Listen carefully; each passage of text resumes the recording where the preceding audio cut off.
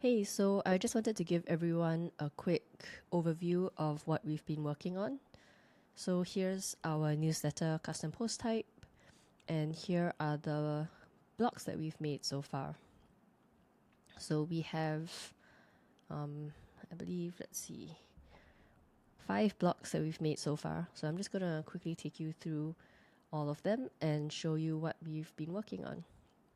So just as some context, so the reason why we started working on this was so that we can reduce the amount of block and plugin conflicts that people encounter, as well as theme conflicts. So oftentimes what happens is what you see in this block editor is not what the final newsletter ends up being, just because there's some clashes with, for example, your website's theme, CSS. And so you know, for example, you might see a red button here because that's the color of your button in your theme, whereas you've set your newsletter button to be black, and you know it will only show up when you're previewing the email or when you send yourself a test email. Another common thing that happens would be, for example, line height would be different. So the line height that you see on the block editor would be what you see in your theme, whereas the line height in the email newsletter would again be very different. So all of these things over the years have caused,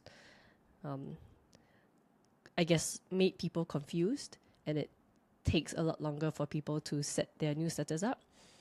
From experience, it seems like once your newsletters are set up, this becomes less of a problem, but you know, we want to make it as easy as possible for people to get set up and also to create new newsletters in the future as you expand. So by creating our own blocks, you get a truly what you see is what you get experience. So everything that you see here will be exactly the exact line height, the exact everything that a subscriber sees in the newsletter. One other major perk is that we've literally been waiting years for mobile options to be introduced into the block editor, and that's basically never happened. And we've also been told that it's pretty much never going to happen. And so we've finally taken the plunge to build that into our own blocks as well. So I'm really excited to show you that stuff too. The last important thing that I should mention is that while we've locked everything down and we've filtered out all the Gutenberg core blocks and all the external plugin blocks that you have, we are allowing you to add in your own blocks if you want to. So you can manually filter back in your own blocks.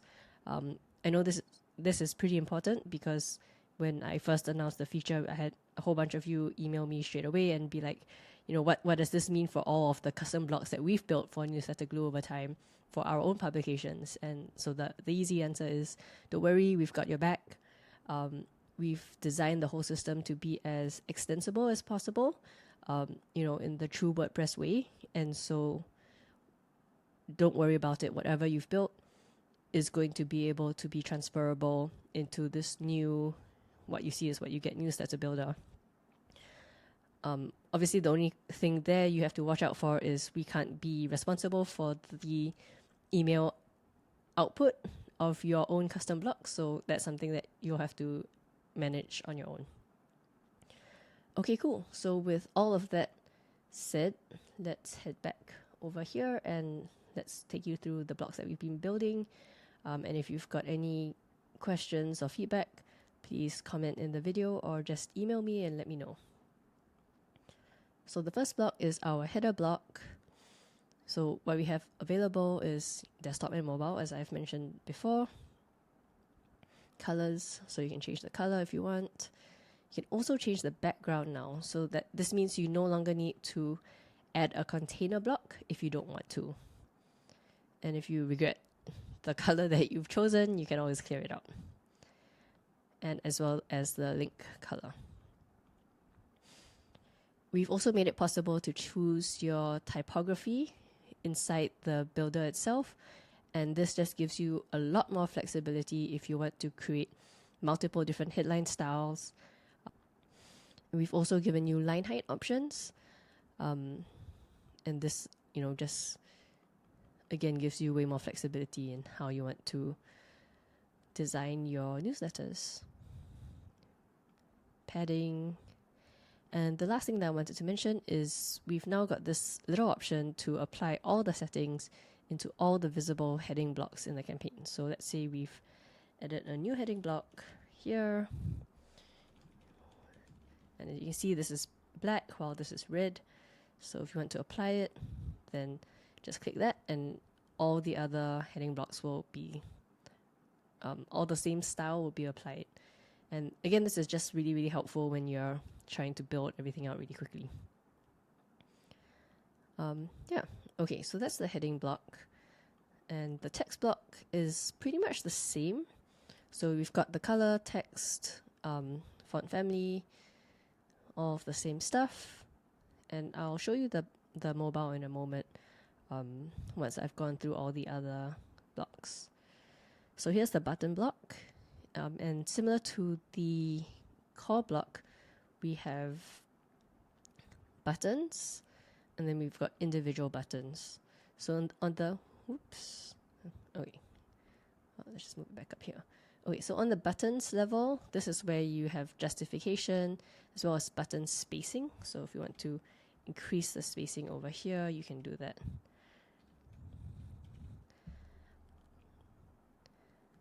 And, justification and all of that.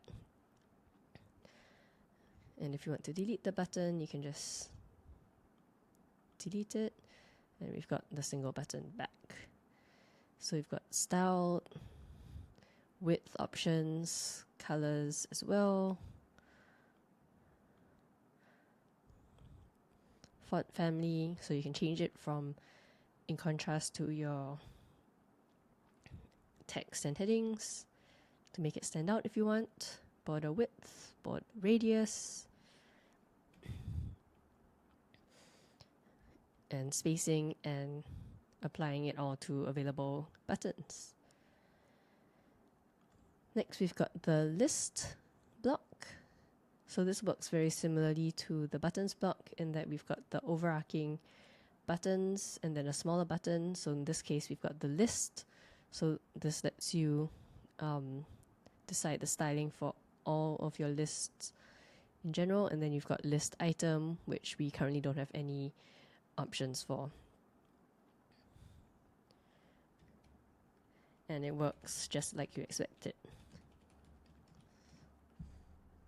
So you'll also note that every sub-list is its own list over here. One other point to mention for the list block is list item spacing.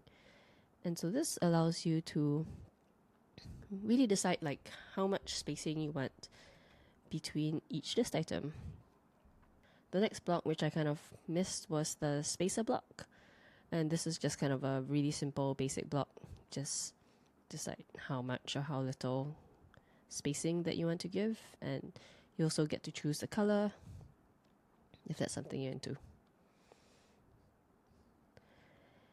And finally, we've got the quote block. So the quote block, again, very similar to the text block, and we've chosen to make the quote block really, really simple. So there aren't many styling options for the quote block. We've made it just a simple side border over here, and you can choose the colors for each of the elements. So you can change the color, change the background.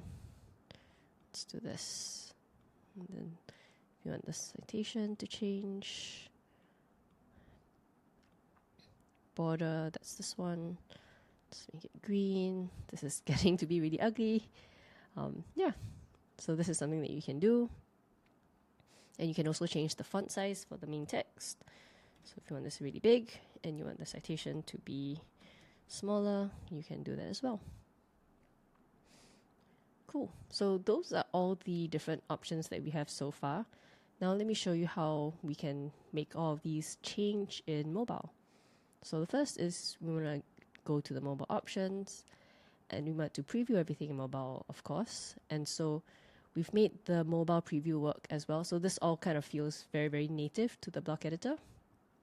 So we click on preview and then we click on mobile. This is how it all looks on mobile.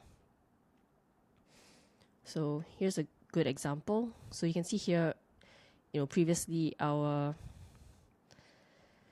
desktop font size was 30 and it's quite big. And now on mobile, it's 16. So you can see that it's much, much smaller now. And so let's say we want to change the font size for our headings. So we want to make sure that we are not in the desktop mode, that we are in the mobile mode. And if you, don't like the spacing over here, you can just give yourself more spacing. So yeah, those are the blocks that we've built so far. So going forward, our plan is to keep building all of the blocks that you need to build your newsletters. So that's the container block, columns block, and all of the other custom newsletter blocks that we built over the years. We'll be either keeping them or refactoring them to make them work for the new system.